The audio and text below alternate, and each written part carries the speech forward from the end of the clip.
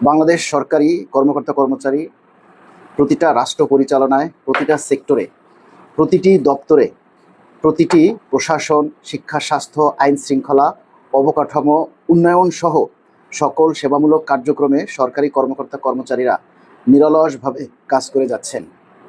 কিন্তু অত্যন্ত দুঃখের সাথে বলতে হচ্ছে 2015 সালের অষ্টম পে স্কেল হবার পর প্রায় 11 বছর অতিবাহিত হলেও এখন পর্যন্ত নবম পে স্কেল বাস্তবায়নের লক্ষ্যে কোনো সরকার পদক্ষেপ গ্রহণ করেননি। এই দীর্ঘ সময় নিত্যপণ্য সহ প্রতিটি দ্রব্যমূল্যের দাম সরকারি কর্মচারীদের ক্রয় ক্ষমতার বাইরে। এক কথায় মানবেতর জীবনযাপন করছে নিম্ন বেতনভুক্ত কর্মচারীরা। শিক্ষা, চিকিৎসা, খাদ্য, বস্ত্র ও বাসস্থান মৌলিক অধিকার হলেও এসব পূরণ এখন আমাদের কাছে বিলাসিতা ছাড়া আর কিছুই নয়।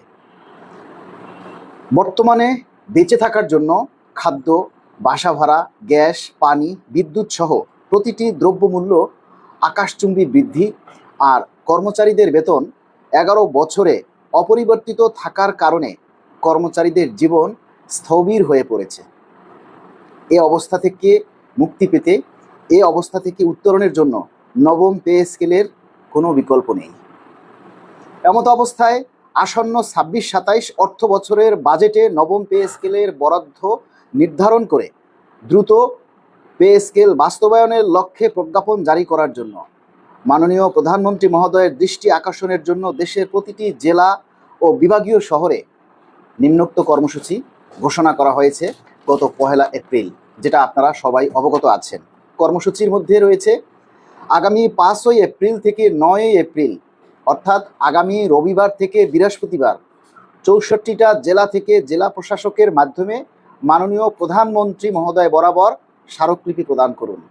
এবং 10 এপ্রিল থেকে প্রতিটি উপজেলা, জেলা, বিভাগীয় শহরে পে স্কেল বাস্তবায়ন শীর্ষক আলোচনা সভা বা প্রতিনিধি সমাবেশের আয়োজন করার জন্য অনুরোধ করা হয়েছে। প্রিয় সরকারি কর্মচারী ভাই ও বোনেরা, এই দাবিটা কি শুধু আমাদের একার? এই পে স্কেল বাস্তবায়ন হলে যারা এই কর্মসূচি ঘোষণা করে বা যারা নেতৃত্ব দেয়, শুধু তারা একাই কি পাবে? একাই কি এই সুবিধা ভোগ করবে? আপনারা ভোগ করবেন না। তাহলে আপনাদের কি দায়িত্ব নেই? প্রতিটা জেলা থেকে দেখেন, পে স্কেল বাস্তবায়ন হলে প্রায় 15 লক্ষ সরকারি কর্মকর্তা কর্মচারী সবাই এর সুবিধা ভোগ করবে। তাহলে এটা বাস্তবায়ন করার জন্য কেন 15 লক্ষ কর্মকর্তা কর্মচারী এগিয়ে আসবে না? যে দাবিটা 15 লক্ষ মানুষের, সে দাবিটা বাস্তবায়ন করার জন্য কেন আপনারা সবাই এগিয়ে আসবেন না? আপনারা প্রতিটা জেলায়, যারা জেলায় কর্মরত আছেন, বিশেষ করে যারা জেলা শহরে কর্মরত আছেন, আপনারা আমাদের এই নমুনা স্মারকলিপি যেটা আমার পেজে দেয়া আছে, সেটা দেখে আপনারা নিজেদের মতো টাইপ করে শুধু অ্যাড্রেসিংটা চেঞ্জ করবেন।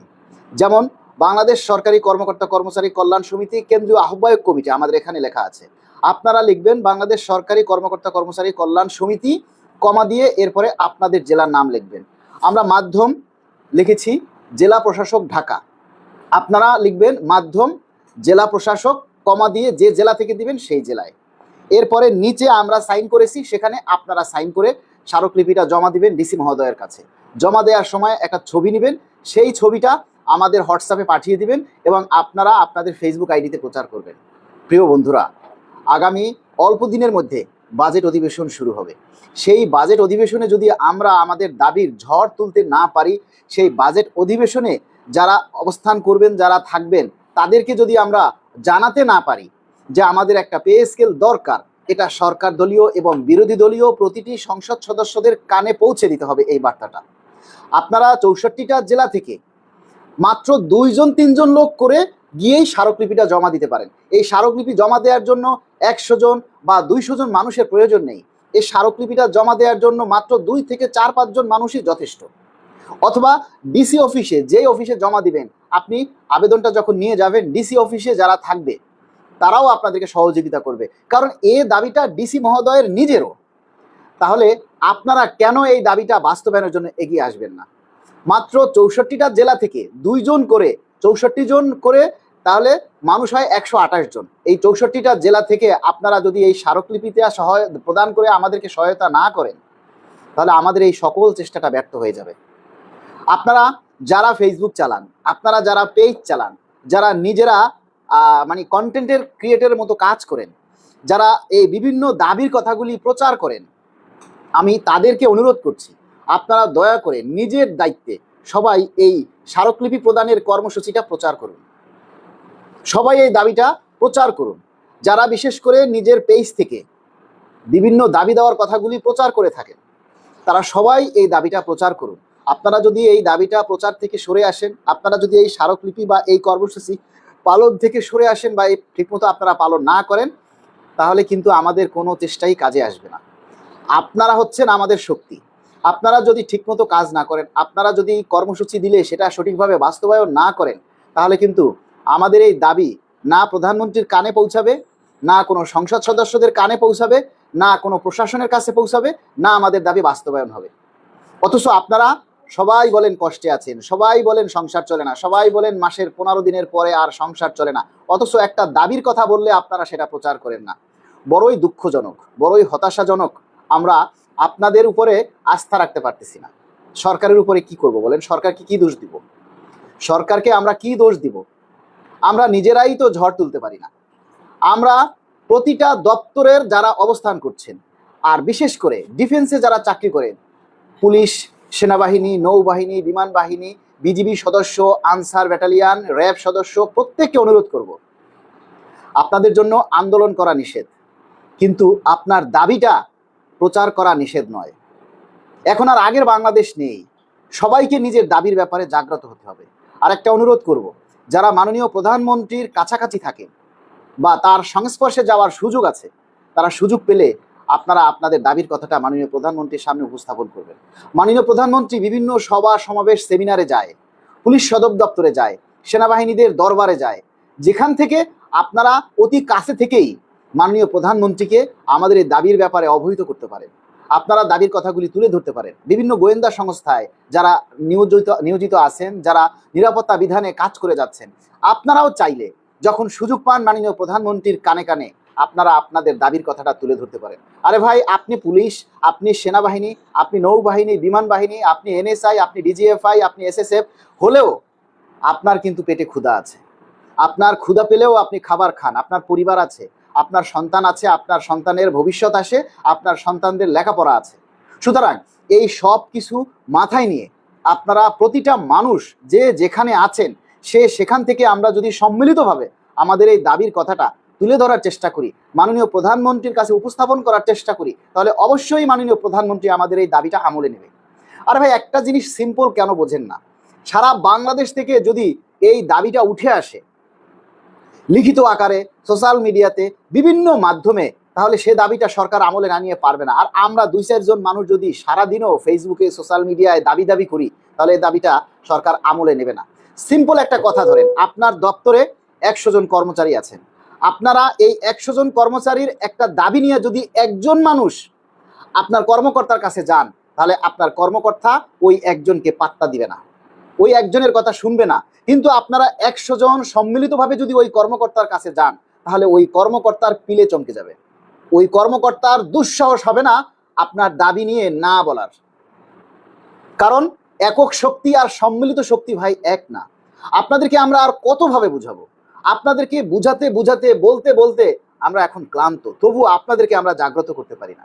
আমরা একটা দাবি নিয়ে যখন সোশ্যাল মিডিয়াতে পোস্ট করি, আপনারা সেখানে অনেকেই নেগেটিভ মন্তব্য করেন, আপনারা কেউ এই দাবিটা প্রচার করেন না।